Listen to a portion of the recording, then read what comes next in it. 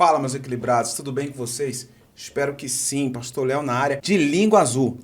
Fala sério, é porque hoje é aniversário do meu filho, festinha, o tema é Super Mario, por isso que eu tô de vermelhão, assim, esse vermelho, sangue de Jesus. Tem nada a ver com política não, vigia. Mas nesse domingão, é domingo de palavra de Deus, e eu quero trazer uma ministração que eu tenho certeza que vai falar muito ao seu coração. Então, vamos para a palavra de Deus.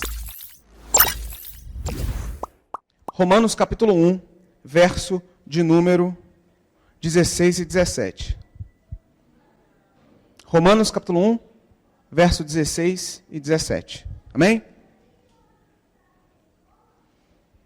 À medida que você for encontrando, você diz amém. Você diz glória a Deus. Você diz aleluia. Você fala em línguas. Faz o que você quiser. Ou achei, encontrei. Perceba se alguém perto de você está sem Bíblia aí. Compartilha com ele, com ela. Pode ler a Bíblia pelo Zap, né? Não pode, né? Quero ver quem está ligado. Pode ler pelo celular sem o Zap. Tá certo? Não, pastor, estou no Facebook aqui, lendo a Bíblia. Não, aí não. Pelo smartphone você tem a sua Bíblia aí, mas cuidado para as notificações não te tentarem, tá? Você vai receber uma notificação de Jesus, vai chegar, tum! Modo avião, põe o celular no modo avião. Boa, missionário. Modo avião, tá? Vamos voar aqui na presença do Senhor. Mas na verdade hoje é emergir, né? Vamos adentrar. Romanos capítulo 1, verso 16 e 17. Diz assim: pois não me envergonho do Evangelho. Quantos aqui não se envergonham do Evangelho? Diga amém. Beleza. Porque é poder de Deus para a salvação de todo aquele que crê. Primeiro do judeu e também do grego. Visto que a justiça de Deus se revela no Evangelho de fé em fé. Como está escrito? O que está escrito? O justo viverá pela fé. Amém? Que bênção. O justo viverá pela fé. Viver pela fé significa não o que muitas pessoas acreditavam. Eu que vim do movimento pentecostal muito forte, a gente falava viver pela fé, não ter um trabalho, não ter uma renda de um serviço, e por ser pregador, itinerante, trabalhar na igreja, recebia salário da igreja, e receber salário da igreja significava viver pela fé. A pessoa não arrumava uma profissão. Existem muitas pessoas que não trabalham em outras áreas e trabalham especificamente na igreja, têm sorte de ter a sua fonte de renda, a sua vocação, né? E aí chamam isso de viver pela fé. Não, isso é viver normal. Viver pela fé não significa receber salário da igreja ou de ministrações, de shows e etc. Viver da fé significa crer, ter o conceito do Evangelho como manual de fé e prática da minha conduta. Quando eu falo eu vivo pela fé, eu estou dizendo que eu acredito na palavra de Deus e ela que me guia, ela que me direciona. Eu busco sempre tomar decisões baseado na palavra de Deus. O que é viver pela fé? É crer no Evangelho e praticá-lo. Nada além disso. Tá bom? E aí primeiro texto que a gente leu aqui, em Romanos capítulo 1, o apóstolo Paulo, certamente, ele, convicto da sua fé, ele está dizendo, não me envergonho do Evangelho. Ele que em outro momento foi perseguidor, prendeu, matou, assustou, né, pessoas, cristãos. Nesse momento ele deixa de ser aquele caçador de cristãos, aquele atacante aos cristãos, e se torna o maior propagador do Evangelho da sua geração. Óbvio, pós-Cristo, né? A sua geração. Então, ele está dizendo, não me envergonho do Evangelho, porque é o poder de Deus para a salvação. Salvação de todo aquele que crê. E aí ele vai dizer, primeiro do judeu, que tem toda a Bíblia, né, toda aquela antiguidade, que está ali ouvindo a mensagem, e também do grego. Por que ele fala do grego aqui especificamente? Porque ele está direcionando a carta à igreja em Roma, que era um ambiente de cultura helênica, de cultura grega, de cultura maciçamente grega. Então ele está dizendo assim, do judeu e, em seguida, quem está aos arredores, né, geograficamente falando, nesse contexto histórico. Visto que a justiça de Deus se revela no Evangelho.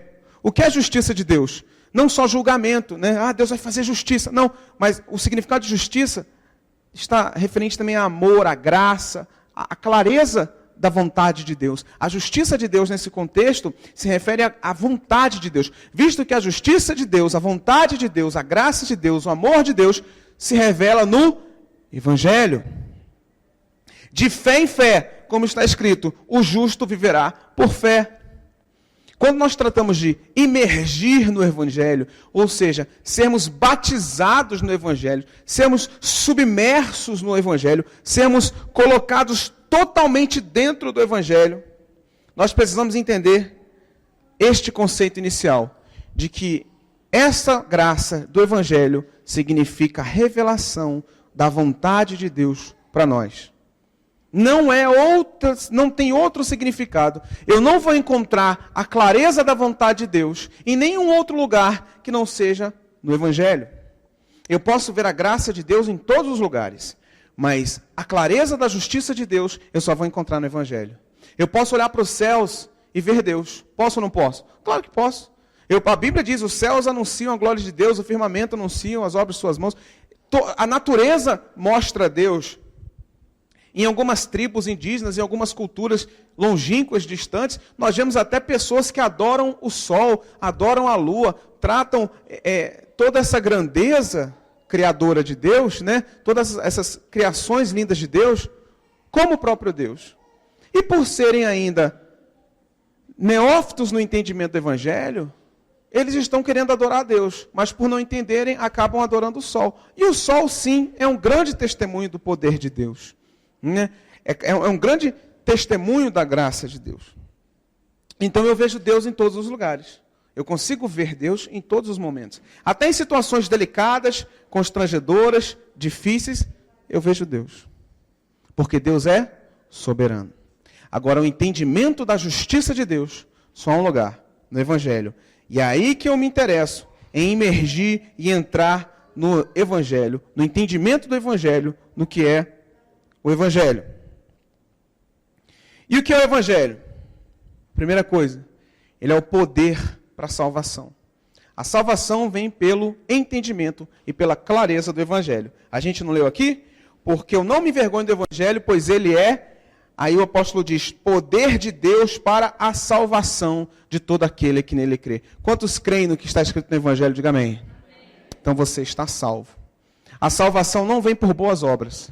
Boas obras significam frutos de Deus.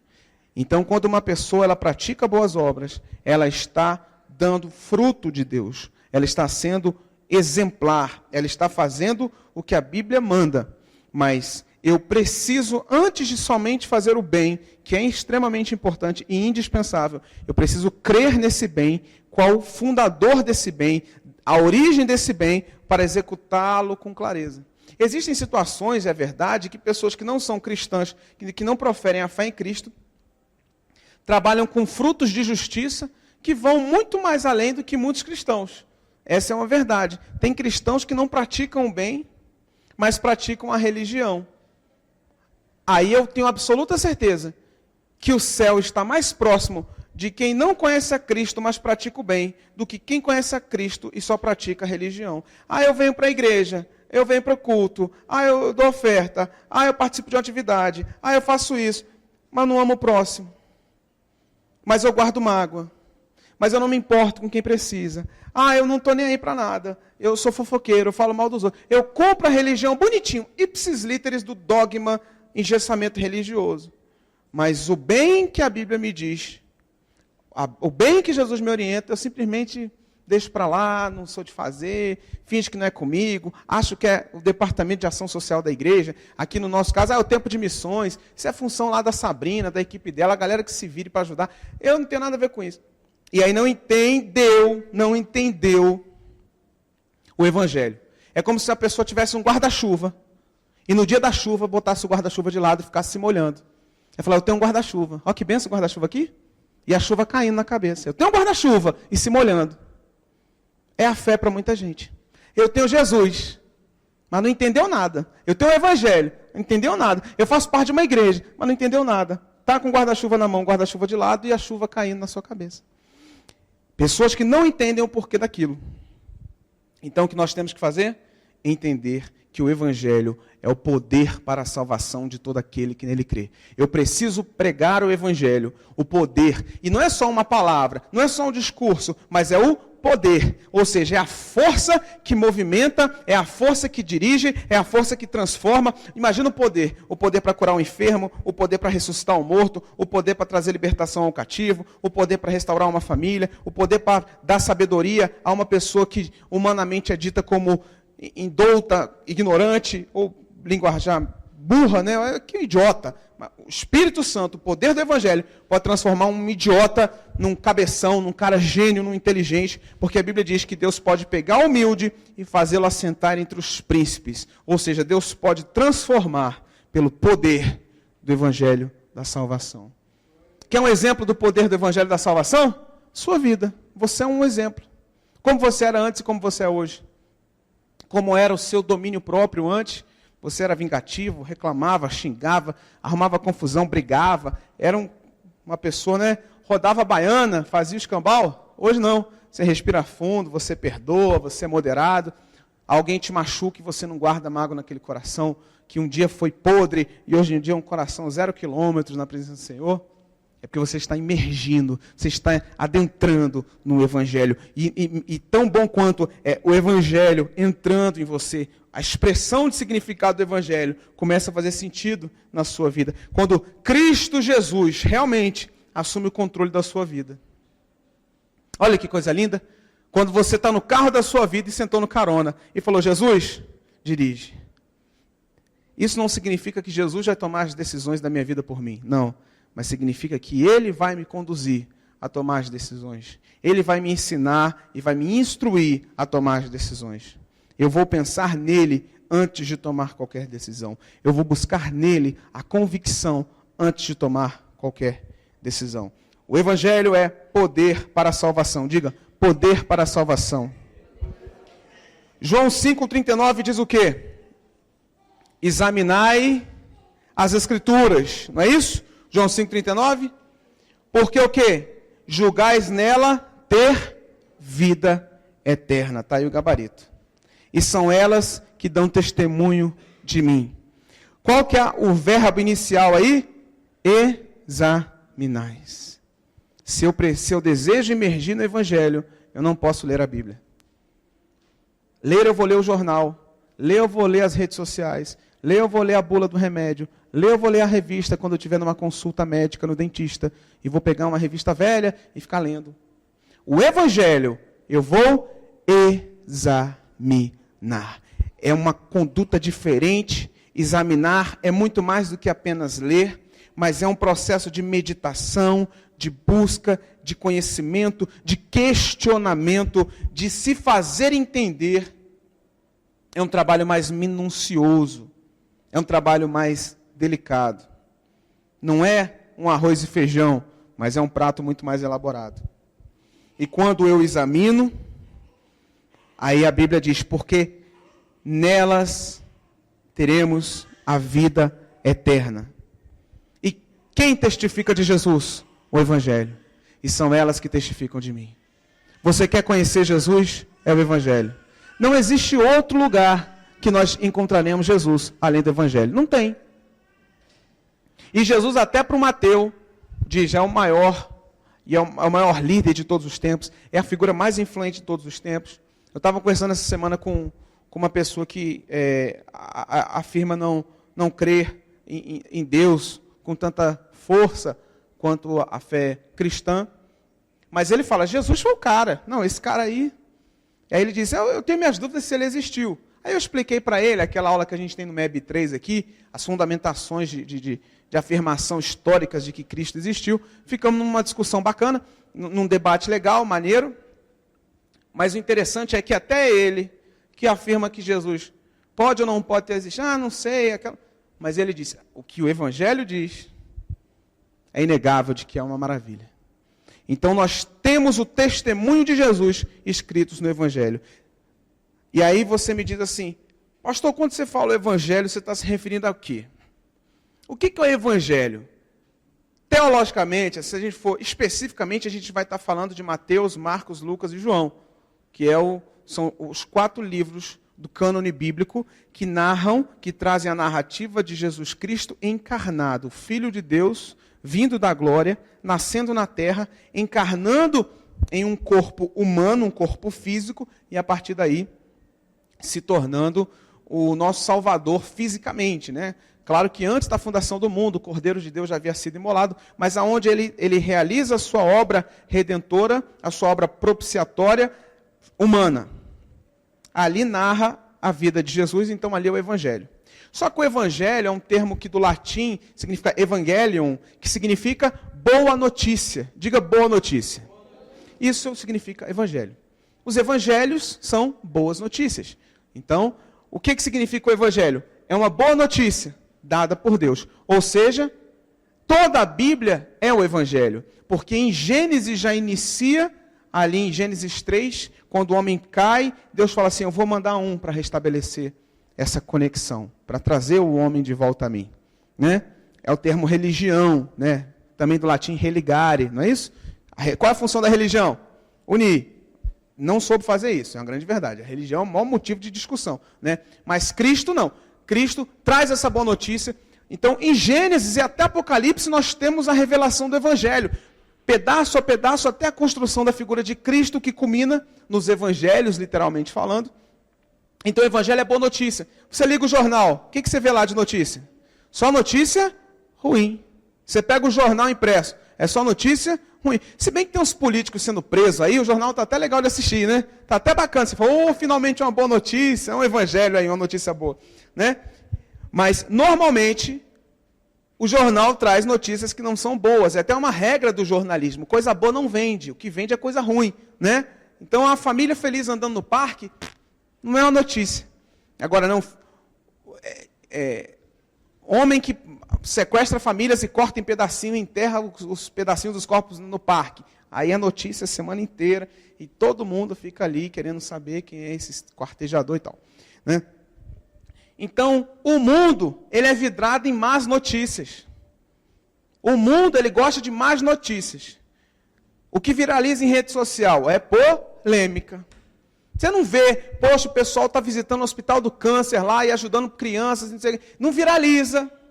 Agora fala assim, não, o cara se fingiu de ter câncer para receber uma suplementação do governo, um dinheiro, e aí viraliza, bandido. Então, o povo gosta da notícia ruim, da parada errada, do negócio que não vai edificar, isso que alimenta a alma das pessoas. E é por isso que nós somos assim. É por isso que no trânsito pessoas tem raiva, buzina, xinga. É por isso que na fila do banco sempre tem gente reclamando do mundo. Essa vida é um inferno, essa fila e tal. Então, o que acontece? Todo mundo já tem um viés pejorativo, negativo da visualização do mundo, porque está alimentado excessivamente de más notícias. Quando nós temos o Evangelho, nós temos uma boa notícia, que é o que? O poder da salvação. Então nós vemos o mundo com mais paz, com mais tranquilidade, com mais leveza. E as coisas que normalmente tirariam a nossa felicidade não conseguem nos impactar, porque nós temos o Evangelho. Então, você tem o dever de sair daqui e frequentar a sua vida, seja lá onde for, na escola, na faculdade, no curso, no trabalho, dentro de casa, na vizinhança, e sempre falar assim, eu tenho uma boa notícia para você. A pessoa fala, sério, uma boa notícia? Poxa, que bom, estou precisando de uma notícia boa, me dá uma notícia boa. Porque tem gente que só fala assim, eu tenho uma notícia, uma boa e uma ruim. Sempre que fala da boa, porque tem uma ruim, né? Começa primeiro com a ruim. Não, eu não tenho notícia ruim, só tenho uma notícia boa. Porque você tem o Evangelho. Aí você fala assim, Jesus te ama. E Ele não vai desistir da sua vida. E Ele te ama tanto que Ele me trouxe aqui para falar isso para você. Jesus te ama. E Ele responde as suas orações. Ore mais. Ele vai te atender. Ele quer te conhecer melhor. Ou melhor, Ele quer que você o conheça melhor. Aí a pessoa, talvez, por morar no Brasil, vai dizer assim, não, mas eu já acredito em Jesus. Possivelmente é católico ou evangélica. Mas não precisa ser nenhum antropólogo e não precisa trabalhar no IBGE para ter noção de que as pessoas, a maioria das pessoas que se afirmam protestantes ou católicas, não conhecem verdadeiramente Jesus. Conhecem male os dogmas das suas religiões. Você chega para um católico, ele vai contar a cartilha todinha ali, mais ou menos, da missa, da hóstia, do catecismo, da primeira comunhão, da Eucaristia, né? Vai falar de alguns santos, vai falar de Maria, está ali. Aí você vai falar para um protestante, ele vai falar da Santa Ceia, do batismo, vai falar das campanhas, vai falar da escola bíblica dominical ou dos cursos de discipulado, vai falar de liderança, vai falar de pastor, vai falar de dízimo. E ver que tudo isso aí, Jesus ainda não entrou na conversa. O Evangelho de Cristo ainda não entrou. Esse dia eu estava conversando com o Rogério e com a Priscila, de que uma vez eu celebrei um casamento, eu já celebrei 2 casamentos engraçados, assim. Não um casamento foi engraçado, que engraçado, não. Mas de situações engraçadas. Uma é que a igreja que a pessoa congregava não celebrava casamento fora da igreja, ou seja, o pastor, ele só podia pregar o evangelho dentro da igreja. Fora da igreja ele não podia pregar. Aí como a família, eu tinha ganhado junto com meu irmão, a família para Jesus, a pessoa me ligou, poxa, está acontecendo isso, e a gente está na igreja, então a gente priorizou que o pastor, nosso pastor atual, celebrasse o nosso casamento, mas como a gente vai fazer num salão de festa, que é meu sonho, e o pastor não pode pregar fora da igreja, a gente queria que você celebrasse o nosso casamento e tal, porque você é nosso pai na fé, e a gente se sentiria muito honrado e tal. Eu falei, sem problema, fui lá e fiz. E o outro foi um casamento de outra igreja, a mesma coisa, não é a mesma coisa, mas a situação é engraçada, que a pessoa, a mulher era cristã, e protestante evangélica, e o outro parece que era católico, alguma coisa assim. E o pastor não celebrava casamento de pessoas que não eram cristãs, protestantes, evangélicas e aquela coisa toda. Aí ele falou assim, pastor, você conhece algum pastor que faria isso? Eu falei, conheço um montão, inclusive eu. O casal se ama, quer ser feliz? Você vai ficar impedindo? Aí ele falou, não, tal. Eu falei, e você acha que esse negócio vai durar quanto tempo? Sem casar. Não, eles até já alugaram um apartamento, já tem 1 mês que eles estão morando juntos. Falei, que beleza. Vamos resolver essa palhaçada logo aí. Você faria isso por nós? Eu falei, faria, gente. Eu gosto de vocês, eu amo vocês. Tenho um carinho imenso pela igreja de vocês. Claro que eu faria isso para mim. Se não for num dia que não tem atividade na minha igreja, eu volto sem problema. Fui lá, celebrei o casamento. Mas por quê? Porque a religião, ela está à frente de Jesus. O entendimento da prática religiosa está à frente de Jesus.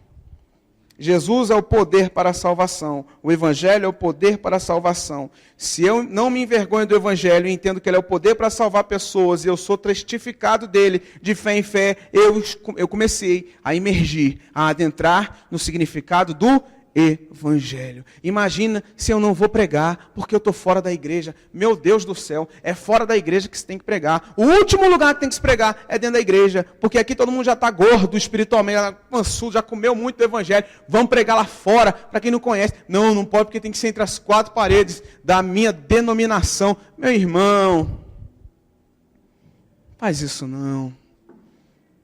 Faz isso não.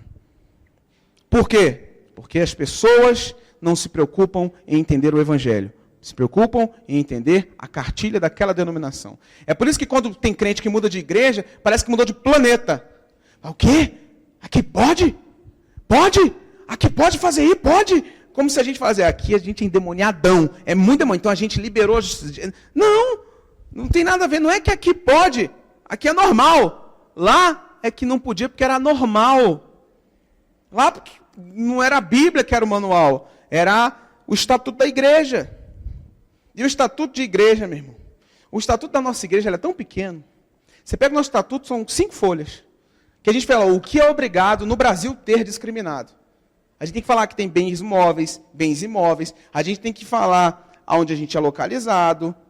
Tem que botar a estrutura organizacional da igreja. Que é tudo simples, é corpo de obreiro, pastor. Por quê? A gente não colocou nada de doutrina no nosso estatuto. Por quê? Senão eu ia ter que botar Ctrl+C, Ctrl+V da Bíblia. Então, agora tem estatuto de igreja, eu tenho muito. Todas as igrejas que divulgam o seu estatuto, eu tenho. Né? Eu busco lá PDF, arquivo digital, e fico lendo. Né? O pastor lê estatuto de igreja, eu leio. É curioso, tudo bem, mas eu gosto de saber o que está se passando nas igrejas. E é cada pataquada que você vê, meu Deus, vamos falar de Jesus. Vamos adentrar na profundidade do Evangelho. Agora, examina a Escritura? Não examina. Qual foi a última vez que você fez examinou a Escritura de verdade? Que você leu de verdade, falou, peraí, é poder, é salvação, é na Escritura que eu tenho vida eterna. Você alcança a vida eterna pelo entendimento do Evangelho. Quanto tempo você tem com o Evangelho na sua mão, lendo? Quanto tempo você tem na internet? É pela internet que você vai alcançar a sua salvação? Não, mas você gasta mais tempo na internet do que lendo a Bíblia. Ah, pastor, é porque sabe como é que é, né? Não, eu sei, preguiça, descaso, falta de vontade. Porque se vier uma doutrina, agora, ó, tá proibido ler a Bíblia, vai todo mundo ler escondido. Fala, opa, proibiu, rapaz, agora eu vou matar isso aqui todinho. Não pode. Aí eu vou dizer, eu li, né?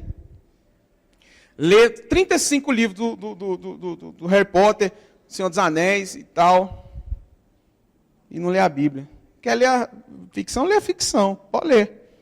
Mas não lê Bíblia, então, gosta de ler, lê a Bíblia. Lê principalmente a Bíblia. Além de poder para a salvação, a Bíblia é a chave da nossa libertação. Amém, queridos? Amém. Libertação de quê? Eu não sou escravo, talvez. Não necessariamente aquele escravo que vivia acorrentado, que levava chicotadas, né?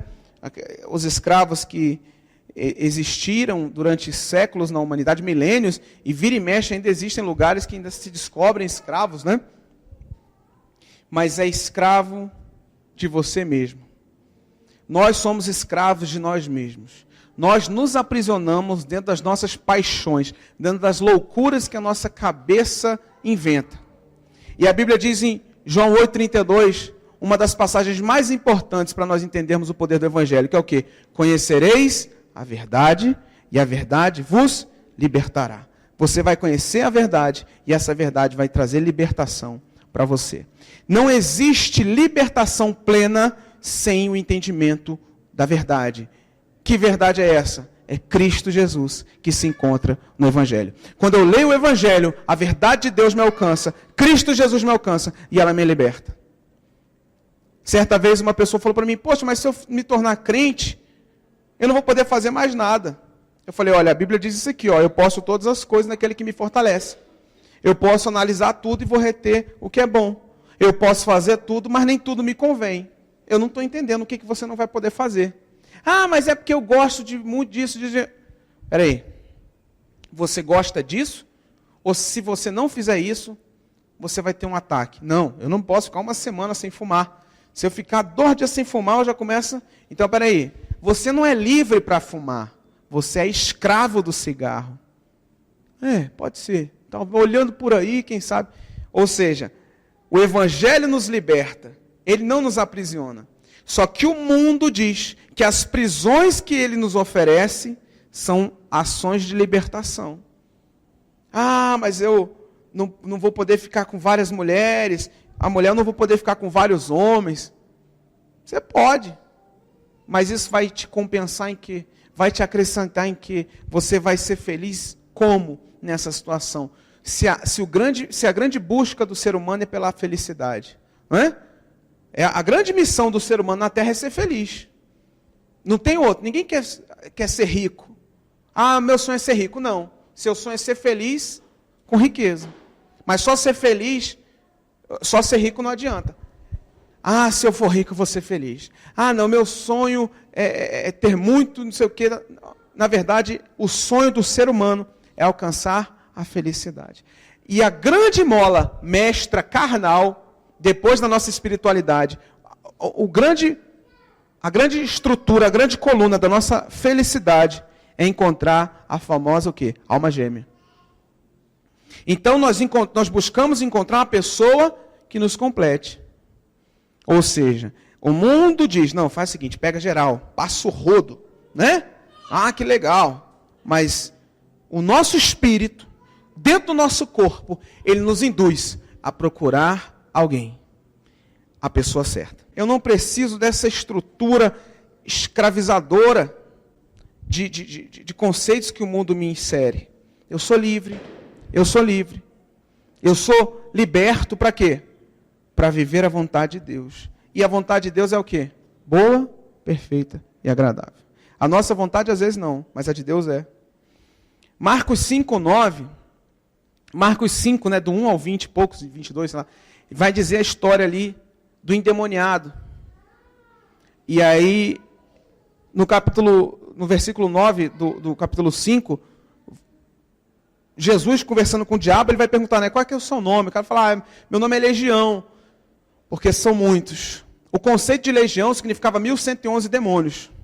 Né? E aí quando fala legião, legiões, eram milhares. Então aquele endemoniado de Gazareno, né, que ficava ali no cemitério, ele estava possuído por milhões de demônios, milhares de demônios. Aí a Bíblia narra de que ele ficava acorrentado e a força possessiva dele era tamanha que ele quebrava os grilhões. A força. Era como se fosse um super-humano. Né? E realmente, eu e meu irmão, minha mãe, a gente já presenciou algumas pessoas possuídas, pessoas endemoniadas, e o pau quebrou. A mulher me bateu. Teve uma endemoniada lá que me pegou. Eu olhei no olho dela, assim, ela estava meio fraca, assim, meio não sei o quê. Aí eu olhei para ela e falei assim, tu tá aí dentro, Satanás. Na hora eu vi. Manifesta agora, demônio. Eu estava segurando a mão dela, as duas mãos, assim. Quando ela manifestou, ela apertou a minha mão. Apertou as duas mãos que eu fui encurvando, assim. Falei, Jesus. E aí começou a sangrar a minha mão, porque ela estava com a unha grande, ela foi apertando aqui e aqui. E eu senti só os furinhos das unhas aqui, eu falei, meu Deus. Aí eu falei, solta em nome de Jesus. Aí não soltou. Falei, em nome de Jesus, solta! Aí não soltou. Aí eu falei para meu irmão, já o terceiro em nome de Jesus. Puxa essa mulher daqui, Roberto. Ele foi e pegou e... Era novo na fé, não entendia, não sabia o que era autoridade, estava, né? Aí no que meu irmão foi puxar ela com a mão assim, ó, quase quebrou o pescoço do meu irmão. Aí quebrou o óculos do meu irmão com a mãozada assim. Falei, era de isopor teu óculos, cara? Né? Aí tinha um obreiro com a gravata, né, visita. Não, rasgou a cara do Roberto. Ela não tirou, ela veio assim, né? Saiu meu irmão, falou, lutou com o Wolverine? Aí tem um irmão lá que foi vamos orar aqui, pegou, acho que era o Cleiton, estava de gravata, não sei o que. Aí estava lá, foi orar, ela pegou também, puxou a gravata, veio uma obreira, tinha quantas pessoas? Tinha umas 6 pessoas, foi fazer um culto no lar, né? Aí puxou a gravata assim, ó. Aí ficou lá o Cleiton morrendo enforcado, chegou uma diaconisa com a tesoura, não, vou cortar. Falei, sai daqui com essa tesoura, mulher, do jeito que a gente tá apanhando aqui. Ela com a tesoura na mão, era... Não, chegou com a tesoura, não, corta a tesoura. Falei, mas rapaz, tem que cortar a gravata aqui, ela... Eu sei que depois de todo mundo ter tomado um sapeca iaiá lá, o demônio saiu. Eu falei, eu tenho que orar mais, eu tenho que me entender mais com Jesus. Eu tenho que entender mais de autoridade, que eu estou fazendo isso aqui errado. E o que significa isso? Que a possessão é uma realidade. Nem todo mundo que é liberto tem necessariamente que ficar possuído. Pelo contrário, eu acho que 0,001% fica possuído.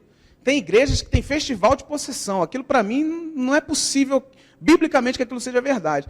É um pouco de ilusão, é um pouco de distorção mental, tem maluco ali no meio, tem indução cognitiva, tem um montão de coisa ali envolvida, né? Mas existe possessão, até a Bíblia narra isso aqui. Pô, tem endemoniado, né? Só que tem gente... Ó, Deus está mostrando como ficar 30 pessoas endemoniadas aqui. Calma aí. Não é assim, né? Mas a libertação, ela não vem simplesmente por uma oração. Em nome de Jesus sai. Não. A libertação vem pelo conhecimento de Jesus. E aí o que acontece? Podemos ficar 10 anos na igreja, igual a nossa aqui. A nossa igreja, em 7 anos, acho que teve 2 possessões. E as 2 foram depois do culto. Que eu vi, isso vai dar chabu, a pessoa vai ter um tremelique ali, tem demônio ali dentro. Celebramos o culto a Deus, porque o culto é a Deus. Eu não vou ficar no meio do culto entrevistando o diabo, não faz sentido. O culto é a Deus, né? Se for para o diabo, beleza. Então, convidado especial, Satanás, né? E aí... Mas a libertação, ela vem pelo conhecimento do Evangelho. Então, quando nós conhecemos Jesus, nós somos libertos. Ah, pastor, eu fui liberto, mas eu acho que eu tinha um demônio. Eu não manifestei, ainda bem, que bom. Mas a partir do momento que o entendimento de Jesus entra na sua vida, o demônio sai. Né? Por quê? Porque a maior fonte de libertação não é ritual, não é oração na cabeça, não é movimento, nada disso. O que liberta um ser humano da opressão demoníaca é o conhecimento de Jesus, é o conhecimento da verdade. Então, se nós estudamos o Evangelho, o Senhor nos liberta de todo mal. O Evangelho é poder para a salvação e é a chave da libertação. Provérbios 18, 21, diz assim, ó. Provérbios... já abriu aqui. A morte e a vida estão no poder da língua. Aquele que a ama, comerá do seu fruto. Há poder na palavra, amém, gente? Então a gente tem que tomar cuidado com o que fala. E quando eu tenho o Evangelho em mim, eu estou liberto. Eu vou usar a língua para libertação e não para cativeiro. Porque tem gente que fala assim, minha vida é um inferno. O que significa isso? Eu estou me aprisionando. Minha vida é uma droga. Ah, Deus não me ama. Deus não escuta minhas orações. Eu estou murmurando. Mas isso tem poder. E é o poder de morte. O Evangelho traz libertação. Eu não estou vivendo o melhor momento da minha vida, mas Deus é comigo e agindo Deus, quem impedirá? Olha só, estou lançando a palavra de Deus. Olha, eu não estou bem financeiramente, mas Deus é dono do ouro e da prata e em um momento específico Ele vai me honrar e eu creio que Deus vai me abençoar. Então eu estou lançando palavra de libertação na minha vida financeira. Eu não estou dizendo palavras cabalísticas, não é sim salabim bim bim, não é o sangue de Jesus tem poder 3 vezes, não é isso, não é esse misticismo que a gente vive, não, mas é o poder da palavra que pode trazer vida ou morte à minha existência. Então toda vez que eu abrir minha boca, vai ser para falar vida. Ah, tem um cara que não gosta de mim, que Deus o abençoe em nome de Jesus. Ah, tem alguém falando mal de mim, que Deus o abençoe em nome de Jesus. Pô, mas você vai pedir para Deus abençoar? Vou. Ué, se eu só tenho vida em mim, eu vou ter que declarar a vida.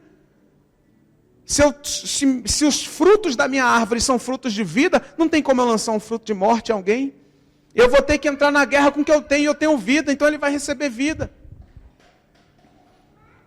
A chave da libertação é o Evangelho. Eu vou declarar o Evangelho. Ah, aquele meu parente nunca vai ser salvo. Aquilo ali é difícil. Não. Já ele vai se arrepender dos seus pecados. Eu vou vê-lo batizando. Daqui a pouco ele vai estar trabalhando na igreja aqui. Eu vou ver aquele meu parente servindo a Jesus sim. Olha só a diferença da mesma pessoa. Em um momento ela recebeu de você palavra de morte. Mas agora está recebendo palavra de vida, palavra de libertação.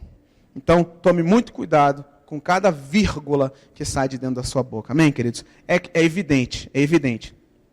Em alguns momentos a gente fala besteira mesmo. Em alguns momentos de raiva, a gente lança umas palavras, né? Ofende, mas a gente tem que ter maturidade e sinceridade na fé para se arrepender, pedir perdão a Deus e, se necessário for, pedir perdão para alguém. Né? Olha, em determinado momento eu estava chateado, falei algo que foi precipitado, e eu te peço perdão, porque você não é um idiota, eu falei assim, mas você é uma bênção, você é uma pessoa muito inteligente, você não é um retardado, né? Que fala, seu imbecil, retardado, filho de uma égua. A sua mãe não é uma égua, pelo contrário, aquela mulher é uma pessoa maravilhosa. Vai lá e seja maduro e peça perdão, né? O que acontece, gente? Eu vou te falar, tempo não cura, não. Ah, não, tempo cura. Cura não. Tempo não. Se eu tiver um arranhadinho aqui, bem pequenininho, um arranhadinho, bobo, o tempo cura.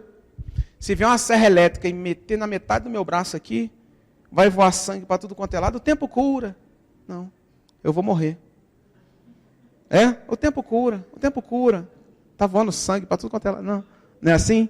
Tem gente que causa um caos na vida de outro, fala, não, já passa, foi na hora. Está a pessoa jorrando sangue espiritual, morrendo por causa das tuas palavras. Vai lá e peça perdão. Cicatriza. Aí sim a cura, né? Então, cuidado com a desculpa do tempo. E o resumo da imersão do Evangelho na minha vida, Lucas 10, 27, que é o resumo de todo o Evangelho, né? O que está lá? Os mandamentos. Amai a Deus acima de todas as coisas e o teu próximo como a ti mesmo. Qual que é o resumo do Evangelho? O que é imersão no Evangelho? É quando eu amo a Deus, amarás ao Senhor teu Deus de todo o teu coração, de toda a tua alma, de toda a tua força, de todo o teu entendimento, e ao teu próximo como a ti mesmo. Quem se ama aqui, diga amém. Eu me amo. Eu olho para mim e falo, te amo, cara. Ainda dou uma piscadinha e falo, não pisca para mim não, que história é essa? Né? Então nós temos que amar o próximo como nós nos amamos. A gente quer dormir bem. A gente tem que se preocupar, poxa, o meu próximo está dormindo bem. A gente quer estar sempre bem alimentado, com saúde. Será que o meu irmão está ali podendo fazer a mesma coisa? Essa é a preocupação. o que aconteceu hoje? A igreja se tornou um ambiente para resolver problemas. Eu venho para a igreja resolver os meus problemas, quando na verdade eu vim para a igreja para ser membro de um corpo, para congregar. Eu sou membro de um corpo.